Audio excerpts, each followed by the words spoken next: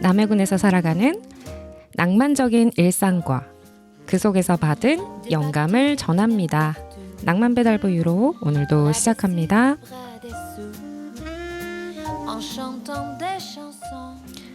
얼마 전부터 남해에서 저는 피아노를 배우고 있습니다. 5살 때부터 10살 때까지 피아노를 배웠던 기억이 있는데 그땐 피아노 앞에서 똑같은 곡을 계속 치는 것이 너무 지루하고 몸이 뒤틀렸거든요. 근데 이제 자라나서 이렇게 피아노를 직접 쳐보니 피아니스트들이 얼마나 대단한지도 느껴지고 너무너무 재밌더라고요. 아직은 초보 피아니스트지만 꾸준히 연습하면 점점 나아지겠죠?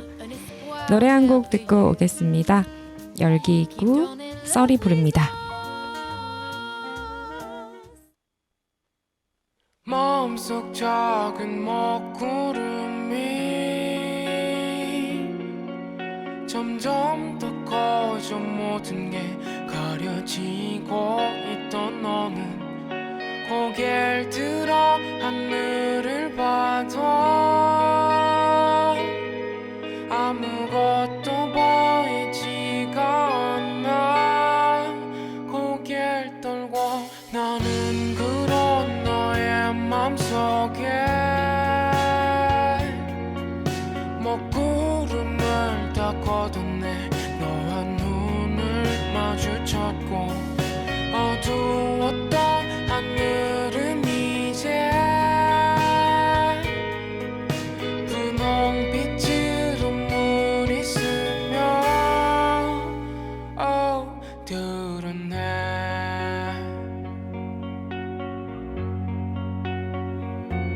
저기에 세워져 있는 열기구를 타고 이곳을 멀리 벗어나 구름 위에 오르면 드리운 분홍빛 하늘 눈앞이 비추면 나는 널 광하늘께 눈에 나만 남을 수 있게.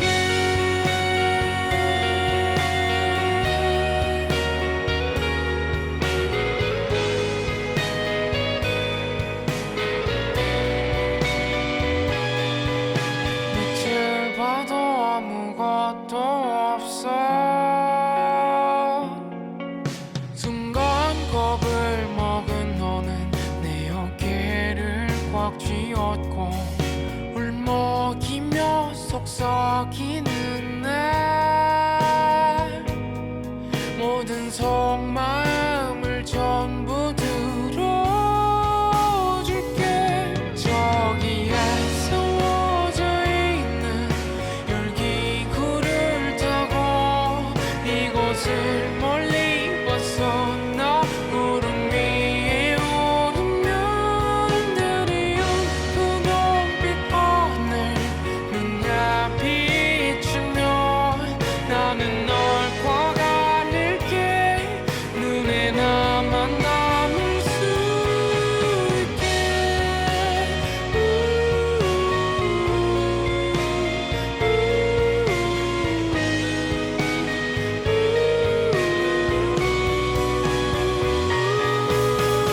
우린 빨리 하늘을 따라가야 해. 먹구름이 우리를 따라오지 못하게.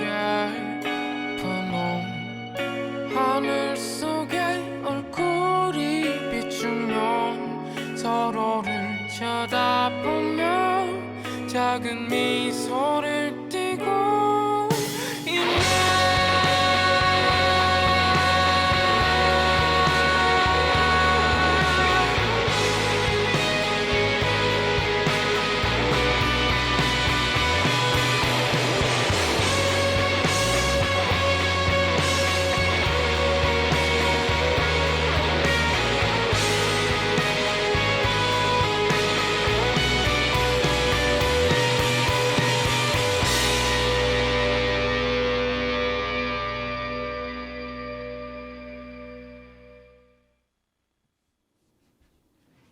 네, 설의 열기구였습니다. 오늘은 제가 브런치에 연재했던 에세이를 읽어드리는 시간인데요. 낭만배달부 유록 여러분 잘 즐기고 계신지 너무너무 궁금합니다. 이렇게 격주로 저는 에세이를 읽어드리고 한 주는 게스트도 소개하고 그리고 또 한 주는 영감 모임도 하고 있는데요. 여러분의 의견, 다양한 의견 항상 환영하니까요. 네, 의견 주시면 잘 참고해서 더 좋은 방송 만들 수 있도록 노력하겠습니다. 자, 오늘의 에세이 읽어드리도록 하겠습니다. 자랑하고 싶은 것이 있으면 얼마든지 해. 남해에 내려온 지 벌써 한 달 하고도 보름. 그동안 서울에서 친구들이 하나 둘씩 남해를 찾았다. 낚시꾼이 된 것만 같았다. 아름다운 남해를 미끼 삼아 친구들을 낚는 낚시꾼. 아름다운 남해로 살랑살랑 유혹을 하면 서울에서 회사 일에 인간관계에 치이던 친구들은 덜컥 미끼를 물곤 했다. 엊그제도 태어나 처음으로 남해군 땅을 밟는 친구를 위해 터미널이 있는 읍내로 나갔다. 슈퍼 하나 없는 작은 어촌 마을에서 지내다 보니 읍내에 갈 일이 생기면 다 있다는 그곳에서 살 물건 목록과 세탁소에 맡길 옷 등 할 일은 다 챙겨서 나가곤 했는데 그날은 친구랑 같이 외식할 읍내 맛집까지 골라 집을 나섰다. 5시간을 달려 서울에서 남쪽 바다 끝까지 찾아온 친구가 반달처럼 웃으며 나타났다. 여독도 없는지 갓 씻고 나온 듯 말끔했다. 나름 오랜만에 친구를 만난다고 옷도 신경 쓰고 화장도 했는데 서울에서 온 친구 앞에 서니 유행과 나 사이의 거리가 남해에서 서울보다 더 멀어 보였다. 예쁜 모자를 쓰고 귀여운 재킷을 걸쳐 입고 스타일리시한 백팩까지 맨 남해 바다를 마치 한강공원으로 만드는 도시 사람이 나타났다. 산뜻한 청색 멜빵 바지까지 입었다. 아, 멜빵 바지가 아니고 서스펜더 팬츠인가? 화장품 회사에 다녀서일까? 친구는 화장도 어찌나 곱게 했는지 자기 얼굴에 딱 맞는 톤으로 화장한 뽀얀 얼굴에 상큼하게 올라간 속눈썹, 발그레한 볼까지 머리끝부터 발끝까지 내 친구는 예전부터 내가 묘하게 부러워하던 그런 친구의 모습이었다. 자기 자신이 어떻게 하면 가장 매력적인지 알고 부지런히 가꾸는 친구였다. 난 그런 사람들을 보면 빨강머리 애니 다이애나를 바라보듯 바라보곤 했었는데 누군가가 앞머리만 살짝 다듬어도 알아차리는 예민함을 갖고 태어나서인지 그들의 한 끗 차이를 누구보다 잘 느낄 수 있었다.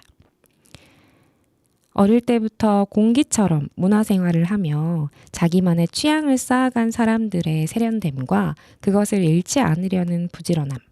그것은 보기엔 가까워 보이지만 아무리 걸어도 가까워지지 않는 먼 산처럼 발자국을 뗄 엄두도 안 나곤 했었다.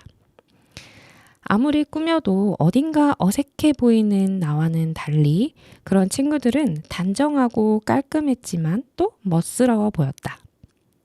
지나친 열등감이 내 눈에 필터를 씌웠던 건지 피부결마저 달라 보이곤 했었다.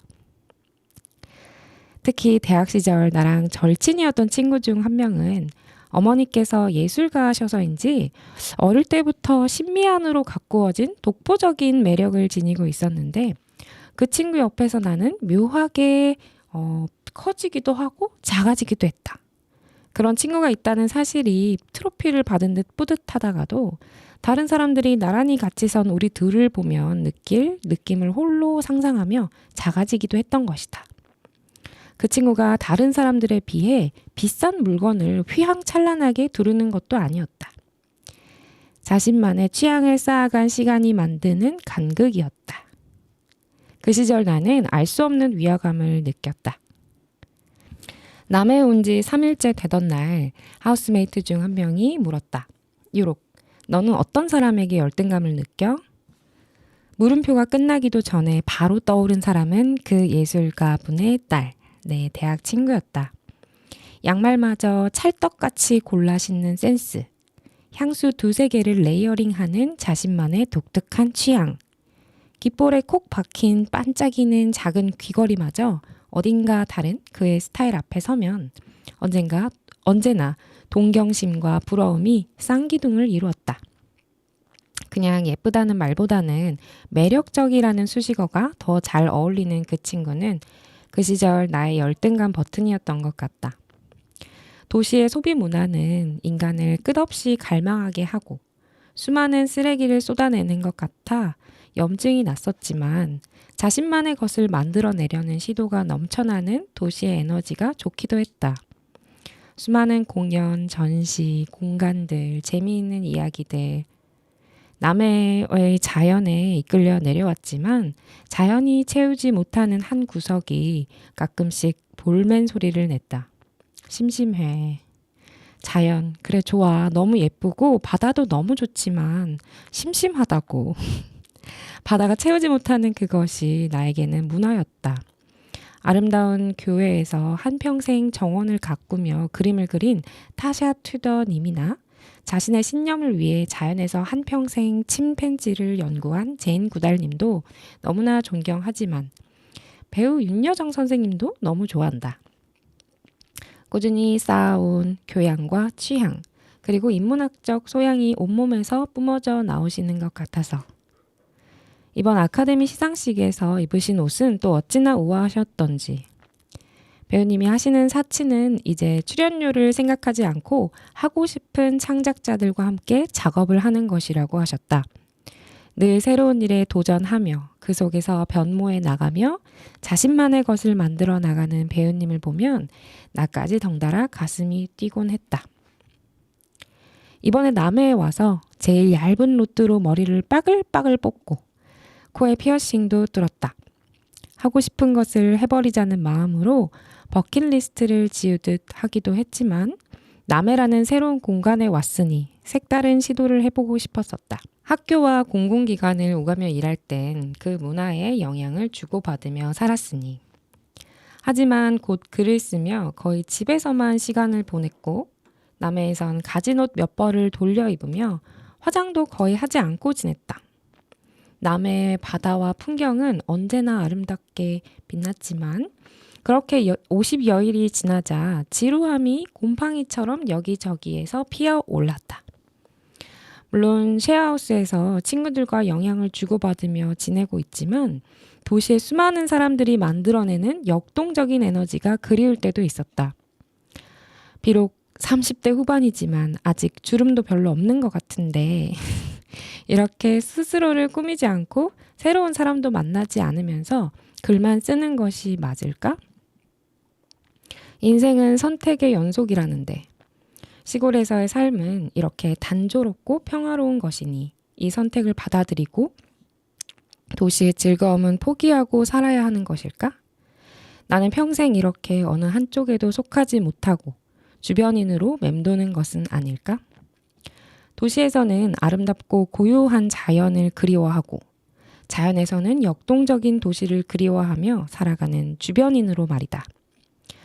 50일의 남해.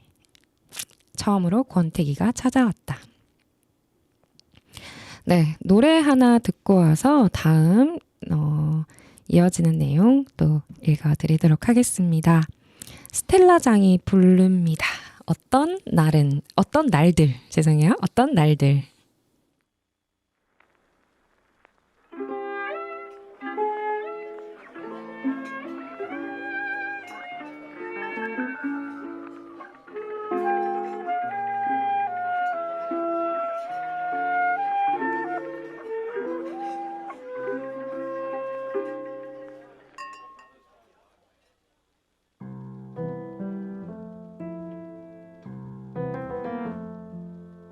어떤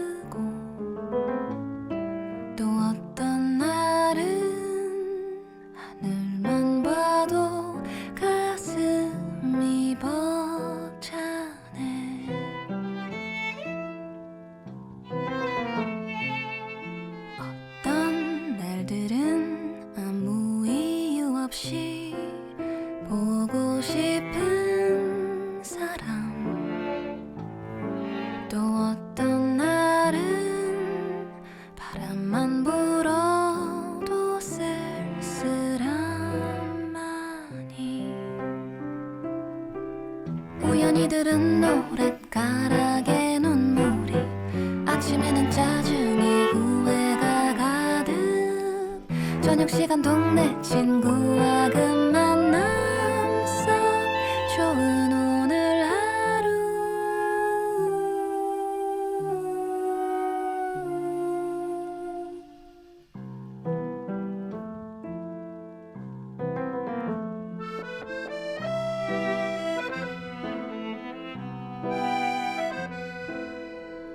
어떤 날들은 아무 이유 없이 눈물이 흐르고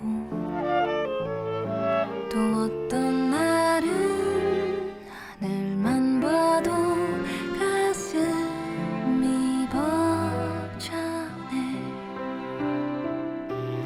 오랜만에 반가운 노래에 웃음이 늦은 시간 성수동의 와인 파티 술에 취한 친구와 즐거운 귀가 썩 좋은 오늘 하루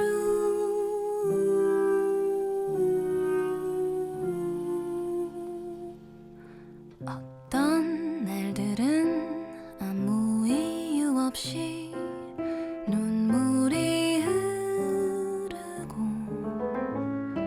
또 어떤 날은 하늘만 봐도 가슴이 벅차네 썩 좋은 오늘 하루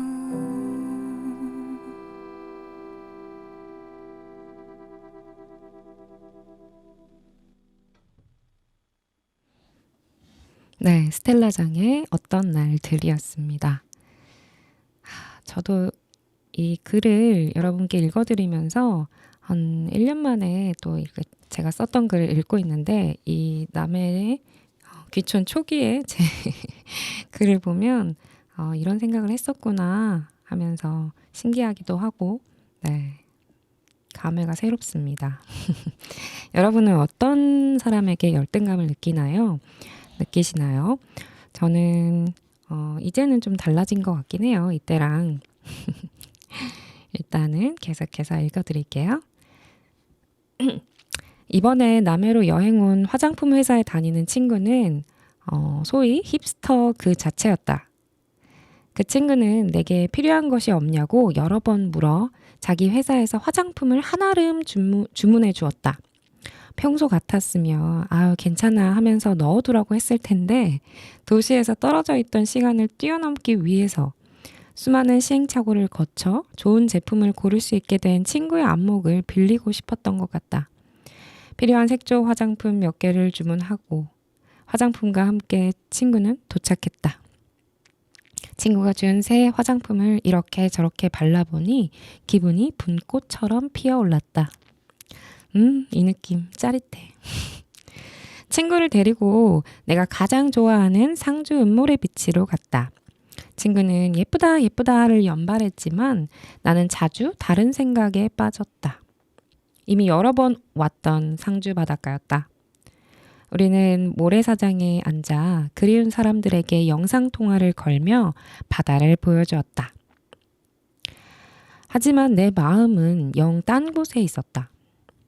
그러다 모래사장에 콕 박힌 귀여운 조개가 눈에 들어왔는데 하얗고 조그만 조개가 귀걸이로 만들어 귀에 콕 박으면 상주 바다를 귀에 건 것처럼 싱그러울 것만 같았다. 갑자기 신이 나서 친구와 조개를 몇 개 주워 올렸다. 담수 진주를 시켜서 조개랑 같이 엮어서 귀걸이도 만들고 목걸이도 만들자. 친구와 자연이 만든 그 아름다운 것들에 감탄하며 말했다. 어떤 예술 작품보다 아름다운 자연이 나를 둘러싸고 있었다. 하루가 다르게 변하는 도시의 유행과는 거리가 조금 멀어졌지만 숨을 쉬듯 이 모든 것들을 나는 누리고 있었다. 이미 수차례 먹어봤지만 친구를 먹이려고 고등어회를 샀다. 처음 남해에서 고등어회를 접했을 땐 물개 박수를 치면서 신기해했는데 이제 친구에게 소개할 정도로 하나의 익숙한 식문화가 되었다. 그날그날 잡히는 해산물들에 민감해지고 지금은 어떤 어류가 많이 잡히는지도 대충 사람들의 대화를 들으며 알게 된다. 새로운 것을 배우고 있었다. 도시에 살았더라면 새조개가 언제 잡히는지, 멸치 쌈밥이 언제 맛있는지 어떻게 알았겠는가. 새로 생긴 한남동 맛집 메뉴는 먹어보지 못하지만 갓 잡아올린 멸치를 회쳐 먹을 수 있다. 물론 고등어 회도. 그날 저녁 다른 친구에게서 전화가 걸려왔다. 지금 10년 만에 신사동에 왔는데 너 어디 있어? 나 남해야. 응? 당장 오라고 친구가 울부짖었다. 서울에서 태어나. 죄송해요. 목이 왜 이렇게 아프지? 그날 저녁 다른 친구에게서 전화가 걸려왔다. 지금 10년 만에 신사동 가로수길에 왔는데 너 왜 남해에 있어? 당장 오라고 친구가 울부짖었다. 외국에서 태어나 서울에서 살다 부산에 소재한 대학원에 진학해 그곳에서 배우자를 만나 부산에 정착한 친구였다. 그 친구도 오랜만에 대도시에 얼큰하게 취해서 달뜬 목소리로 애원했다. 유록 서울로 와. 이번엔 정말 강적이었다. 정말 가고 싶었다. 가서 친구랑 가로수길 아무 술집이나 들어가서 새벽까지 수다를 떨며 주변 테이블도 힐끗힐끗 쳐다보며 그 분위기를 만끽하고 싶었다. 잠들지 않는 도시의 밤을 느껴본 적이 언제였던가. 하지만 11시만 되어도 까무룩 잠이 들었다. 다음날 아침엔 등산도 해야 되는걸? 고등어 회를 배불리 먹고 잠든 다음날 남해 금산에 친구와 함께 올랐다. 금산은 이름처럼 비단을 두른 듯 아름다웠다. 특히 위에서 바라보는 절경은 이제껏 등산을 하며 봐왔던 풍경 중에 단연 최고라고 생각한다. 무엇보다 이 절경을 바라보면서 컵라면을 먹을 수 있는 산장도 있는데 조금 힘들더라도 고생스럽게 산을 올라 먹는 그 라면 맛을 꼭 친구에게도 느끼게 해주고 싶었다. 1년 만에 가는 금산은 여전히 아름다웠고 산 위에서 먹는 라면도 너무 맛있었다. 하지만 처음과는 분명히 달랐다. 계절마다 날씨마다 옷을 갈아입는 풍경이지만 처음 갔던 때에 비해서는 사실 감동이 크지 않았었다. 그런데 새로 산 아이폰 13 프로로 남해를 배경 삼아 친구를 찍어주는 것이 너무나 즐거운 것이다. 마치 프로 스냅 사진 작가가 된 듯 쭈그리고 앉기를 불사하며 진심으로 마음을 다해 친구의 사진을 찍어주었다. 친구를 위해서이기도 했지만 나를 위해서이기도 했다. 이번 친구의 여행 내내 친구의 사진사를 자처하며 내가 좋아하는 남해를 병풍처럼 널어놓고 친구를 프레임에 담는 것이 진심으로 즐거웠기 때문이다. 하산할 때는 쉬운 길로 내려와 셔틀버스를 타기로 했다. 셔틀버스 운전자 아저씨는 이 차는 1시간 뒤에나 출발할 것이라고 하셨다. 순간 이 느림이 짜증스럽기도 하고 친구가 기다릴 것을 생각하니 조바심이 나기도 했다. 택시를 불렀다. 콜택시도 30분은 넘게 기다려야 했다. 택시를 기다리는데 셔틀버스 운전자분께서 우리에게 어디서 왔냐고 물어보셨는데 친구는 서울에서 왔다고 했고 나는 아무 대답도 하지 못했다. 나는 어디에서 왔지? 남해 대지포 마을에서 왔는데 그렇다고 남해 사람도 아니고 서울 사람도 아닌데. 그분께서는 친구에게 서울이 뭐가 좋냐고 물으셨다. 공기도 안 좋고 사람도 너무 많다며 자신은 서울에선 못 살겠노라 하셨다. 그러고는 남해는 공기가 보약이야. 11월이 가장 아름다우니까 11월에 또 와 하셨다. 친구는 남해는 너무 예쁜데 젊은 사람들이 할 것이 없을 것 같아요 라고 답했다. 택시기사 아저씨가 도착하셨다. 지칠 대로 지친 우리는 가릴 것 없이 택시에 앉아 고불고불한 남해의 해안도로를 달려 집으로 돌아갔다. 창밖으로 펼쳐지는 바다는 햇살을 받아 어느 때보다 더 파랗고 아름다웠다. 친구는 날씨가 너무 좋다며 감격했는데 남해는 어느 때처럼 예뻤고 남해 공기는 보약이지만 사탕처럼 달디 달았다. 택시 운전자 아저씨께서는 중간에 버스로 갈아타겠다고 내리려는 우리에게 어차피 가시는 길이라며 택시비를 깎아주시곤 집까지 데려다 주셨다. 우리는 한숨 쉬고 독일 마을로 떠났다. 남해 대표 관광지인 독일 마을은 내가 지내는 곳에서 차로 10분 정도밖에 걸리지 않는 곳인데도 사실 제대로 가본 적이 없었다. 사람이 많은 관광지는 가기 싫다며 잘 가지 않던 곳이었기 때문이다. 그런데 이번에 서울 친구와 함께 끝없이 즐비한 독일 마을의 화려한 카페와 맛집을 보니 왠지 모르게 마음이 들떴다. 어두워졌는데도 독일 마을은 조명 때문에 여기저기가 반짝반짝거렸다. 남해는 밤이 되면 정말 칠흑같이 어두운데 그래서 밤하늘에 별도 잘 보이지만 밤에 다니기가 두렵기도 한 곳이다. 그런데 이 독일 마을은 해가 진 후에도 가짜 별이 떠오르는 도시처럼 조명이 가득했다. 양고기에 기가 막히는 독일 맥주를 한 잔 마시고 이리저리 독일 마을을 걸어 다녔는데 파독을 했던 분들의 집이라는 표지가 여기저기에 세워져 있었다. 파독 광부, 파독 간호사. 그분들과 결혼한 독일인들이 거주하셨거나 아직 거주 중인 공간이라고 한다. 그분들의 사연까지 적혀 있어서 그 사연을 읽으며 독일에서 고된 삶을 마치고 바다가 내려다 보이는 이 아름다운 마을에서 보냈을 사람들의 삶을 떠올려 보았다. 독일 맥주, 독일 소시지, 독일식 디저트. 그들은 이 먼 곳까지 와서 자기들만의 문화를 즐기며 사셨구나.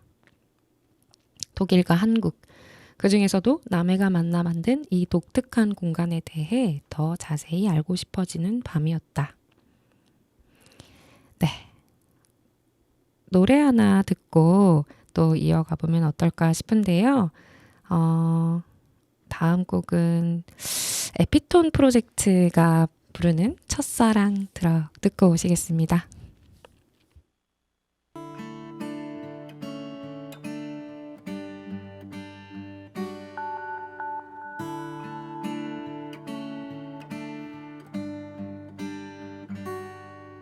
처음 날 만나던 그 순간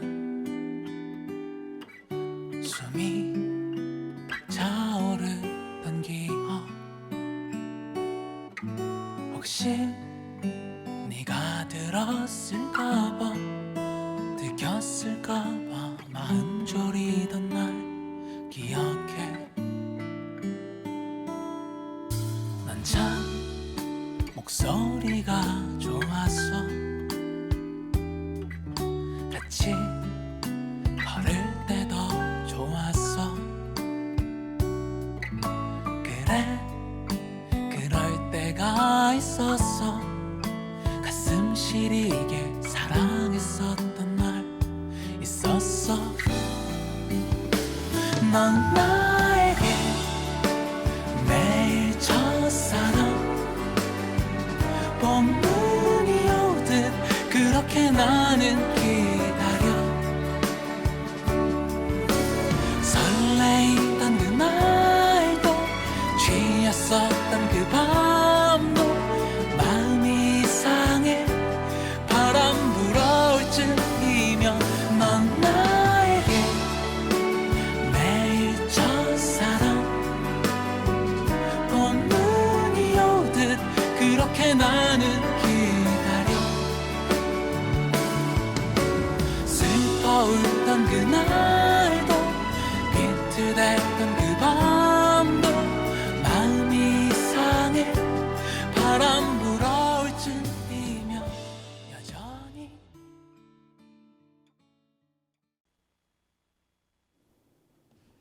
네, 에피톤 프로젝트의 첫사랑이었습니다. 저는 남해 한 달 살기를 하러 2020년에 왔었는데요. 그때 남해랑 정말 사랑에 빠졌던 것 같아요. 지금도 빠져 있지만, 네. 근데 이제 제가 이 글을 썼을 때를 보니까 조금 권태기가 왔었네요. 어, 계속 이어가 보겠습니다. 친구는 다음 날 아침 떠났다. 남해로 또 꼭 오겠다는 말을 남기고. 나는 그때까지도 남해에 있을까? 친구는 내게 많은 물음표를 남겨주었다. 장기 연애를 하다 권태기가 온 연인처럼 남해를 바라보고 있었던 것 같다. 나의 첫 마음은 무엇이었을까? 처음 남해와 사랑에 빠진 이유는 분명 남해가 아름답고 이곳에서 살고 싶기 때문이라고 생각했는데 나는 도시의 속도를 따라잡으려다 숨이 차서 이곳에 잠시 쉬러 온 사랑방 손님 같았다. 남해를 관광객처럼 즐기기만 하는 것은 싫다고 해놓고선 이젠 다른 것을 보여달라며 본전을 찾는 관광객처럼 굴고 있었다. 남해는 한결같이 그대로였는데 말이다. 남해의 아름다움과 여유를 디저트 먹듯 즐기기만 했던 것 같다. 관광객처럼 남해를 소비하며 지내는 삶이 주는 행복은 생각보다 유효기간이 길지 않았다. 남해가 아름다워서, 조용해서, 생각을 정리할 수 있어서 여러 이유로 남해를 찾을 수는 있지만 이것도 사람들이 사는 삶의 터전인 것이다. 서울에서건 남해에서건 삶을 시식용 코너처럼 맛보기만 하면 영원히 배부르지 못할 것이다. 내가 좋아하는 맛만 얌체처럼 골라 먹으며 메뚜기처럼 이리저리 옮겨 다닐 것이 아니라 남해에 살 것이라면 남의 그 자체를 살아내자고 마음속으로 되뇌었다. 유유자적, 안빈낙도 하면서 살 생각은 없다.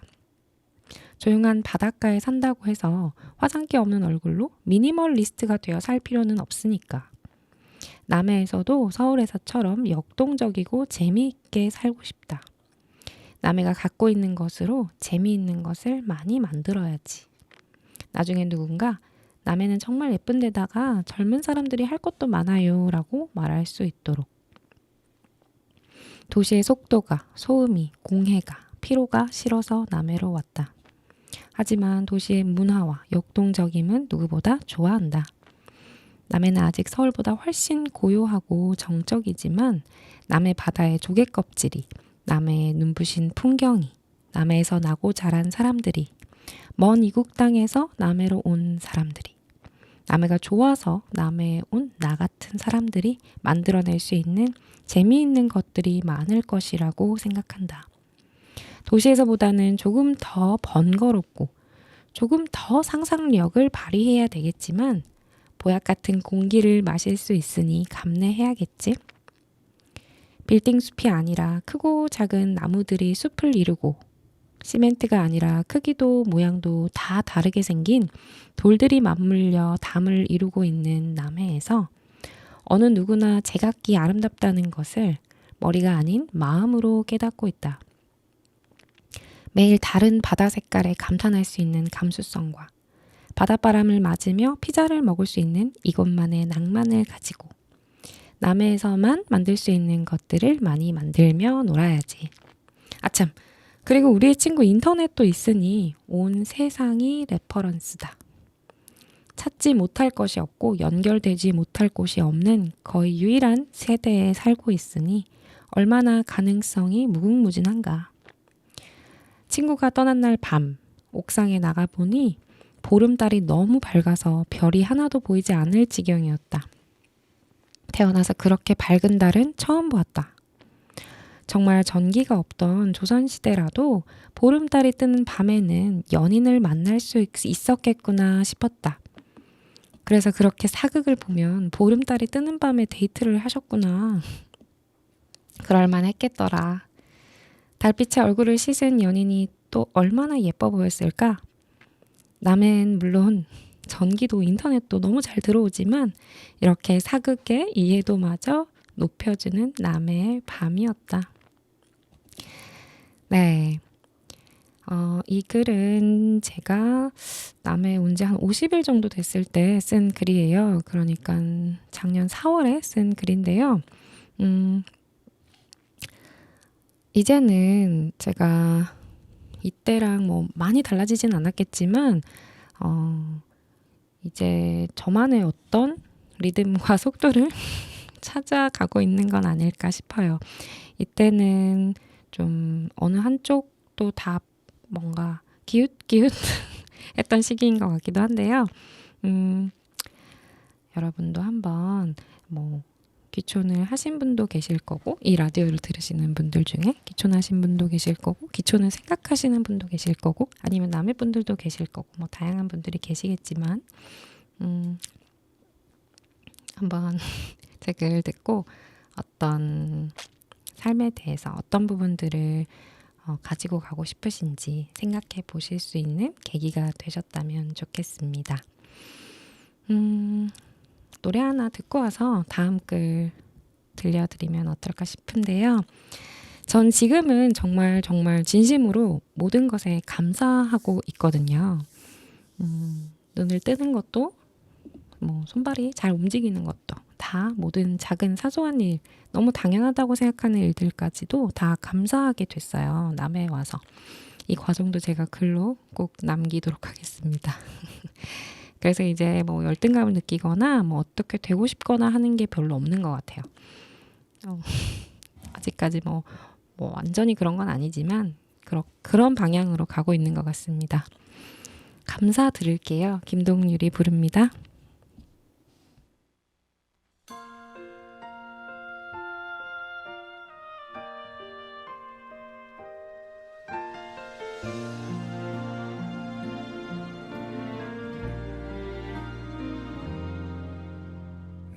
눈부신 햇살이 오늘도 나를 감싸며 살아있음을 그대에게 난 감사해요.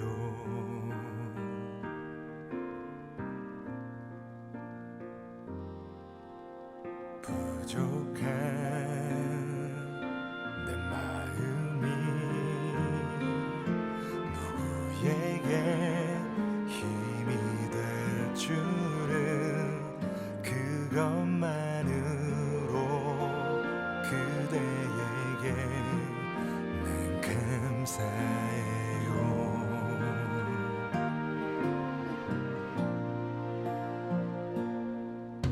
그 누구에게도 내 사람이란 게 부끄럽지 않게 날 사랑할게요. 단 한순간에도 나의 사람이란 걸 후회하지 않도록 그댈 사랑할게요. 이제야 나 태어나 그 이유는 할 것만 같아요. 그대를 만나 죽도록 사랑하는 게 누군가 주신 나의 행복이죠.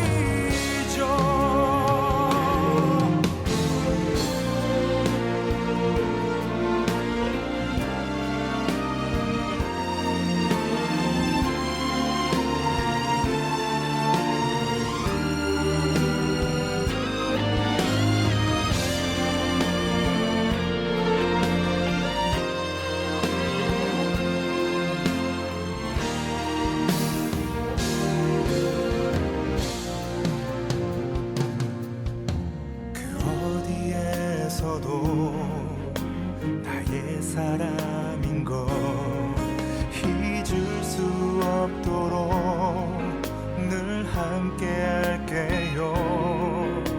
단 한순간에도 나의 사랑이란 걸 아파하지 않도록 그댈 사랑할게요. 이제야 나 태어나 그 이유는 할 것만 같아요.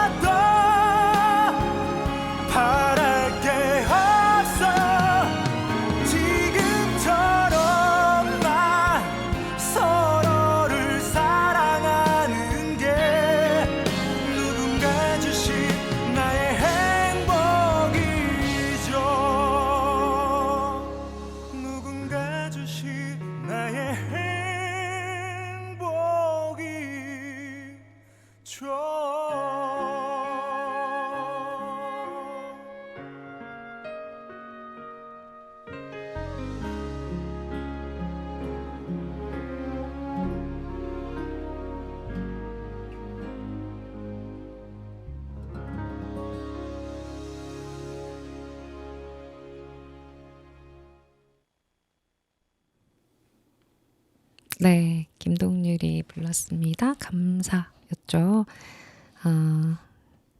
감사가 굉장히 사랑에 대한 노래인 것 같기도 하지만 감사하다 보니까 이렇게 그냥 삶에 대해서도 조금 많이 편해지는 것 같긴 해요. 근데 이게 막 억지로 한다고 되는 건 아니니까 그죠? 네. 어렵지만 하면 참 좋다. 그런 생각이 듭니다. 두 번째 글을 읽어드릴게요. 제목은 나의 헤매미 너의 위로가 될 수 있도록. 좋은 책을 읽다 보면 좋은 책이 이렇게나 많은데 내가 뭔가를 꼭 보태야만 할까? 라는 생각이 미어캣처럼 고개를 들 때가 있다. 내 친구 중 한 명은 자신이 아직 어리고 모르는 것이 너무 많아서 글을 안 쓴다고 했다. 그 친구는 국문학과를 졸업하고 학생들에게 논술을 가르치고 있는데 이런 사람이 글을 쓰지 않으면 대체 누가 글을 쓸까 싶을 정도로 글을 잘 쓰지만 친구는 열심히 내공을 쌓으며 때를 기다리고 있었다. 분명 때가 되면 그 친구는 엄청나게 멋진 글을 써낼 것이다. 말로만 책을 쓴다고 하는 사람인 아가리 라이터에서 탈출해 지금 이렇게 글을 진짜로 쓰고 있는 지금 글을 읽을 때나 글을 쓰겠다고 계획만 할 때보다 훨씬 더 큰 즐거움을 느낀다. 조금 밥맛 없는 이야기를 해보자면 매일 글 쓸 생각에 설레기까지 할 때도 있다. 물론 누군가는 읽어봄직하지도 않고 책으로 내면 나무들에게 신뢰라고 생각할 수도 있지만 나중에 이불을 차면서 부끄러워하더라도 지금만 할 수 있는 이야기를 하자고 생각했다. 어리고 괄호 열고 그다지 어리진 않지만 괄호 닫고 모르는 것이 많은 지금의 나만이 할 수 있는 이야기. 내 친구처럼 나중에 멋진 글을 써내리라는 자신이 없기 때문에 그저 그런 글이라도 지금 쓰기로 했다. 위대한 고전을 읽으려면 심호흡을 크게 하고 행간의 의미를 놓칠세라 각을 잡고 읽어야 할 때가 많지만 내 글은 편하게 쓱쓱 읽어나갈 수 있다. 그러다 자신만 아는 자기의 그저 그런 모습을 내 글에서 찾으면 아, 나만 이런 것이 아니구나 하며 공감하게 되실 수도 있겠다. 사람은 공감하는 만큼 강해진다고 하던데 이 사람 글을 읽으니 내 찐따력은 뭐 귀여운 정도다 라는 자신을 위로하는 것에서 그치는 것이 아니라 자신의 그 지점을 정확하게 알고 거기서부터 무엇이든 시작하게 된다면 더할 나위 없이 기쁠 것 같다. 나의 수백 번의 그저 그런 글들이 미칠 영향을 다 모으면 내 그 국문학과 친구가 나중에 쓸 미래의 거대한 한 편에도 비할 수 있지 않을까? 예전엔 적어도 일주일에 2권 이상씩은 책을 읽었던 것 같다. 해결책을 찾고 싶거나 친구가 필요할 때 자주 책으로 빠져들었다. 소심하고 부끄러워하는 그렇진 않았습니다. 소심하고 부끄러워했음에도 스스로를 꽤 똑똑하다고 착각했을 때에는 세상을 책으로 이해할 수 있을 거라고 믿었다. 그러나 책이란 작가의 정제된 생각을 담고 있기 마련인데 이 세상이라는 것이 그렇게 규칙적이지도 않고 온갖 변수가 작용하는 엉망진창에 가깝기 때문에 책을 통해 세상을 이해하려는 시도는 언제나 실패로 끝날 수밖에 없었다. 세상의 여러 단면을 조각 케이크처럼 맛보며 아, 인생이란 초콜릿 맛이구나 라고 잠시 생각했다가 다른 책을 읽으면 아니 단호박 맛이었잖아 하는 식이다. 책을 읽을 때마다 전혀 다른 맛이 불쑥불쑥 튀어나오니 세상이 대체 어떤 맛인지 아리송했다. 결국 세상이란 온갖 맛이 뒤섞인 뷔페 같아서 책으로 세상을 완전히 이해하려는 시도를 멈추었다. 그렇다고 책을 읽지 않을 것이냐면 오히려 최대한 많이 읽고 싶은 쪽에 더 가깝다. 책에서 무언가를 얻어내려는 시도 자체를 멈추고 책을 읽는 즐거움 자체를 자근자근 씹으며 음미한 뒤부터는 전보다 책을 읽는 것이 즐거워졌기 때문이다. 그리고는 새로운 맛을 내는 책을 한 권 쓰고 싶어졌다. 남해에 내려와서 50일간 끝까지 읽은 책은 총 4권이다. 최대한 읽지 않고 쓰려고만 했지만 책을 끊기가 쉽지 않았다. 특히 글이 잘 써지지 않던 초반의 2, 3주 동안에는 책을 읽으며 예열을 했던 것 같다. 읽은 순서대로 나열해 보자면 윤가은 님이 쓴 호호호, 문보영 님이 쓴 준최선의 롱런, 수수진 님이 쓴 나는 알람 없이 산다, 정지음 님이 쓴 젊은 ADHD의 슬픔. 의도한 것은 아니었는데 읽고 보니 모두 다 젊은 여성 작가의 에세이였다. 어쩌면 나는 이 네 분 작가님들의 동시에 빙의해서 남해에서 글을 쓰기 시작했는지도 모르겠다. 자신이 좋아하는 것들에 대해 묶은 윤가은 감독님의 호호호를 읽으며 대상에 애정을 쏟는 태도에 대해 배웠고, 문보영 작가님의 준 최선의 롱런을 읽으면서 최선을 다해야 한다는 부담감을 내려놓을 수 있었으며, 수수진 작가님의 나는 알람 없이 산다를 읽으며 자신의 가치관을 당당하게 드러내는 것에 대한 용기를 얻었다. 마지막으로 정지음 작가님의 젊은 ADHD의 슬픔을 읽고 짧으면서도 개성 넘치는 문체에 매료되었고, 그리고 사주를 보게 되었다. 정지음 작가님의 책을 읽고 성인 ADHD라는 질병을 좀 더 이해할 수 있었고, 내 안에 있는 강도 약한 ADHD적 성향에 대해 돌아보기도 했다. 무엇보다 작가님의 문체가 너무 재미있어서 시간 가는 줄도 모르고 책을 읽었는데, 작가님에 대해 좀 더 알고 싶기도 해서 책에서 소개된 작가님의 반려묘인 맷돌이가 보고 싶기도 해서 유튜브를 검색하다가 작가님의 채널을 찾았다. 그러다 작가님이 친구분들과 사주를 보러 간 영상을 보며 배꼽을 잡고 한참을 웃어버렸는데, 분명 웃으면 안 될 것 같은 사주인데 세 분 모두 사주 결과에 해탈하신 듯 웃음을 멈추지 못하셨다. 인생은 멀리서 보면 희극, 가까이서 보면 비극이라고 했던가? 웃는 것만 보아서는 정말 좋은 사주 결과가 나온 것 같았지만 내용은 정말 마라 맛, 아니 불닭볶음면 맛이었다. 사주는 사람의 난해, 달, 날씨를 간지로 계산하여 길흉 화복을 점치는 법이라고 하는데, 한국 민족문화 대백과에서 찾아봤습니다. 예전에 친구들과 재미로 사주를 본 적이 있었는데 분명 32살에 돈을 갈고리로 모을 것이라고 하셨는데 포크로도 모으지 못해서 실망이 이만저만이 아니었다. 그래도 성격적인 부분에 있어서는 아주 특징적인 면을 잘 짚어주셔서 인상적이어서 성격이 사주팔자라는 말도 있듯이 결국 생긴 대로 살아갈 것이지만 누군가가 한번 객관적으로 짚어주면 자기 객관화에 도움이 되겠다 싶었다.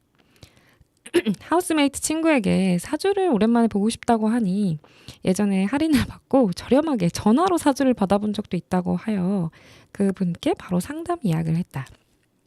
그리고 바로 다음 날 약속한 시간에 철학가 선생님께서 전화를 주셨다. 사주 내용 궁금하신가요?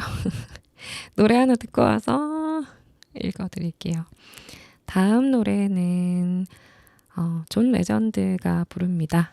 All of Me.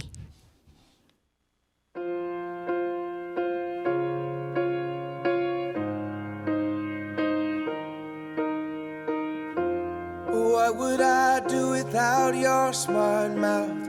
Drawing me in and you kicking me out. You've got my head spinning, no kidding. I can't pin you down. What's going on in that beautiful mind? I'm on your magical mystery ride, and I'm so dizzy, don't know what hit me, but I'll be alright. My head's underwater, but I'm breathing fine. You're crazy and I'm out of my mind, 'cause all of me loves all of you. Love your curves and all your edges, all your perfect imperfections. Give your all to me, I'll give my all to you. You're my end and my beginning. Even when I lose, I'm winning, 'cause I give you all of me. And give me all of you. Oh, how many times do I have to tell you? Even when you're crying, you're beautiful too. The world is beating you down. I'm around through every mood. You're my downfall, you're my muse, my worst distraction, my rhythm and blues. I can't stop singing, it's ringing in my head for you. My head's underwater, but I'm breathing fine. You're crazy and I'm out of my mind.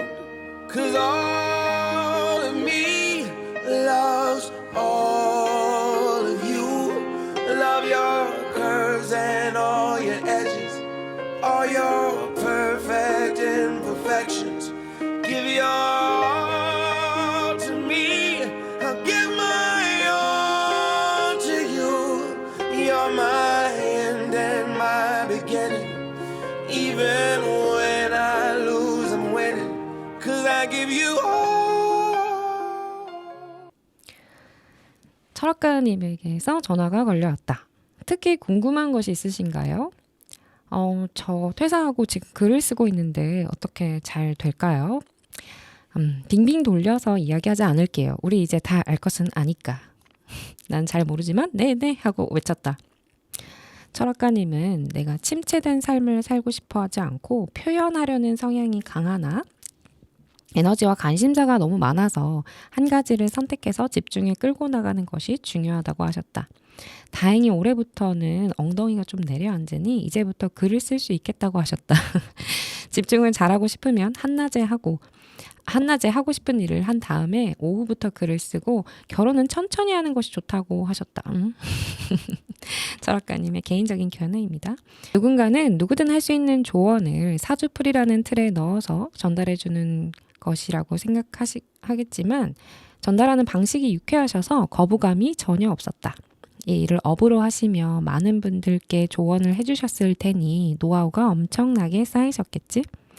이런 분께 나만의 인생을 위한 조언을 20분간 듣는 것은 즐거운 경험이었다. 좋은 사람을 만나려면 사주를 볼 것이 아니라 나가서 사람들을 만나고 책을 쓰려면 앉아서 글을 써야 하는 것이 맞지만 지금의 나는 사실 누군가와 이야기하며 자신을 돌아보고 싶은 모양이었다. 마치 건강하게 오래 살려면 운동하고 규칙적으로 생활하라는 의사 선생님의 말을 돈을 내고 듣는 것처럼 인생의 길흉화복을 예측하는 일을 연구한 이분에게도 이 교과서 같은 대답을 돈을 내고 듣는 것이다. 물론 다른 이야기들도 많이 해주셨지만 생각보다는 매운맛은 아니었고 오히려 사주풀이를 가장해 무뚝뚝한 학교 선배님과 이야기하는 기분도 들었다. 누군가가 묻지도 않은 조언을 하기 시작하면 거부감이 들기 마련이지만 내가 내 돈 주고 조언을 듣겠다고 신청한 것이니 신나게 뼈를 맞아도 괜찮았다. 책 준최선의 롱런을 쓰신 문보영 작가님의 시쓰기 수업을 들은 적이 있다. 그 수업에서 작가님은 시는 읽는 것이 아니라 감각하는 것이라고 하셨는데 시를 왜 쓰냐 하면 언어의 한계 때문이기도 하다고 했다. 예를 들어 모두의 슬픔은 다 다르니까 모두의 슬픔은 각자 고유한데 이 다른 슬픔을 표현해 보는 것이고 내가 말로 표현하지 못한 나만의 슬픔과 비슷한 표현을 만났을 때 오는 위로가 있다고. 나만의 기쁨과 슬픔과 분노를 글로 표현해 보는 것이 나를 위로할 뿐만 아니라 누군가를 위로할 수도 있는 의미 있는 과정이라는 것을 그때 배웠다. 그저 그런 글일지라도 지금 내가 글을 써야겠다고 결심한 이유이기도 하다. 책을 읽다 갑자기 여러 곳에서 사주 상담을 받는 애처롭기 짝이 없는 나만의 답답함과 헤맴이 누군가에게는 위로와 공감이 될 수 있길 바라며 이 글도 썼다. 다시 책을 열심히 읽어야겠다. 5만 가지 맛을 더 즐겁게 감각해야겠다. 남의 군은 청년들에게 도서비 지원까지 해준다. 남의 최고. 그리고 더 열심히 써야겠다. 누군가가 내 글을 맛보며 삶이 좀 더 다채로워질 수 있도록 말이다. 네, 오늘 낭만배달부 유록 들리는 에세이는 여기까지입니다. 즐거운 시간이었기를 바라고요. 저는 다음 주에 또 찾아오겠습니다. 편안한 밤 되시고요. 저는 낭만배달부 유록이었습니다. 마지막 곡은 챗 베이커의 블루룸 들으시면서 이별해요. 다음 주에 만나요. We'll have a blue room, a new room for two room, where every day's a holiday because you're married to me. Not like a ballroom, a small room, a hall room, where I can smoke my pipe away with your wee head upon my